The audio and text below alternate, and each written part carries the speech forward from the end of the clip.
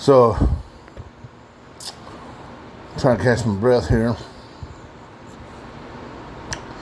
Just got through walking through the front and back. That takes a little bit more effort than it should. But it made me realize I need to get on here and speak to y'all. I need to speak to y'all because you need to understand you're going to hit some points where even as you start to try to rebuild your support group, even though you might find those within it to bring the light into your life, those that you might cherish, doesn't mean that they're strong enough to support you, and they might not even be in a place in their life where they're strong enough to be supported.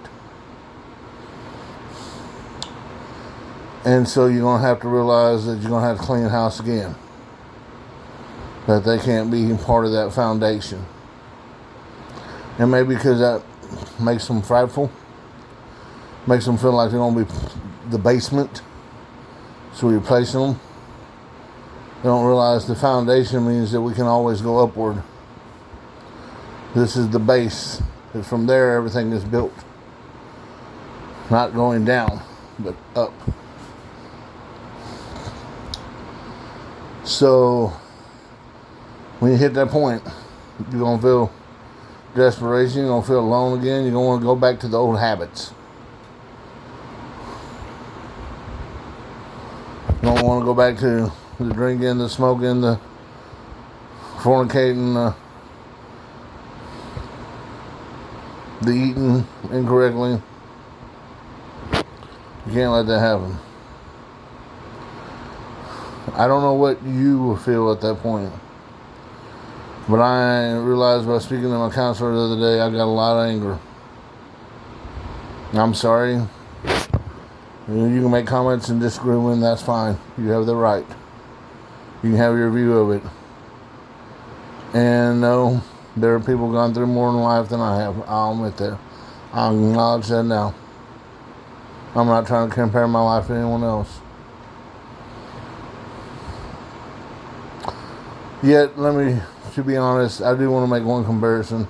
So, scratch that. It was mentioned to me the other day that somebody I actually admire and support. And, look at everything that Trump's been through. And if he could do it, I can do it.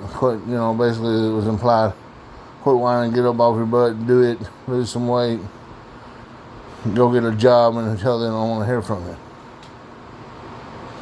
Fair enough. I understand the intent to try to motivate me, and it may have, because I'll admit, one of the great forces for making me motivated is anger. And I thought to myself, I understood I've never been shot. I understand that people haven't been trying to lock me up to that level. I did have an aunt, and my other aunt, who was her cohort, that were apparently trying to ruined my dad's in my life for a while when my mother was alive, but that's a whole nother story.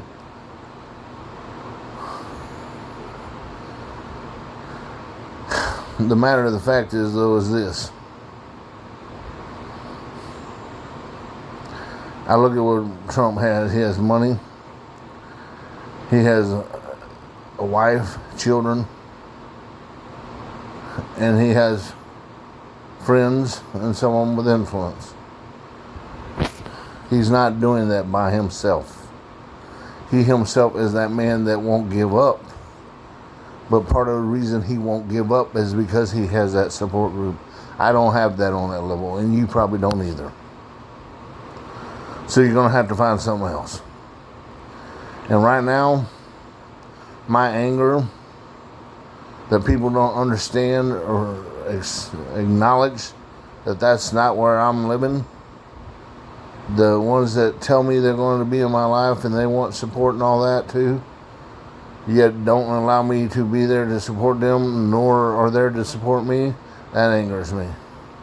It angers me every time I see someone who has same character flaws or very similar to mine, and yet they have the people in their life that I wish I had. A best friend, a mate, children, whatever it may be. We can sit and discuss and analyze me and point out all the reasons that Thurman doesn't have those things. And some of it, I'm certainly not going to deny that if you pointed it out, wouldn't be a factor. But here's the thing about any kind of relationship. Takes two for a relationship to be built.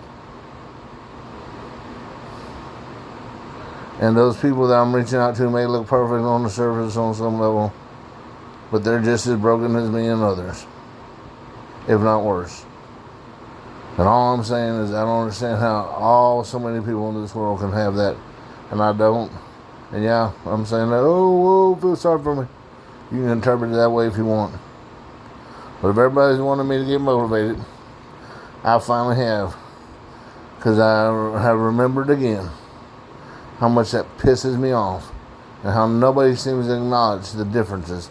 Only want to tell me what I should be doing. And usually what happens, I end up doing that, and I get in a better place.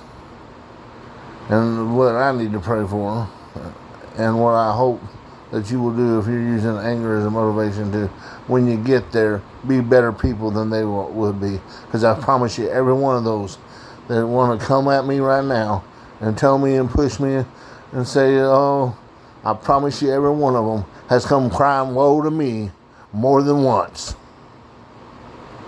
So I just want the rest of you to know that. I want you to listen and they're coming at me like that. You got my fire up. That's fine. But don't you come begging back woe to me when I get back to where I need to be. And I'm not going to thank you. Because I'm getting sick and tired of you being that person in my life. You're probably going to be gone this time. Because it's all well and good to fire me up. I get that. I might need that. But I want you to quit trying to remove the splinter from my eye before you take the rod out of your own.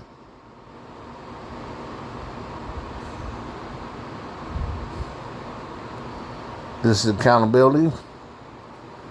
I need you to like, subscribe, follow, and turn on those notifications. That is, like, subscribe, turn on those notifications, and share it with others. We'll speak to you next time. Use whatever you got to for motivation.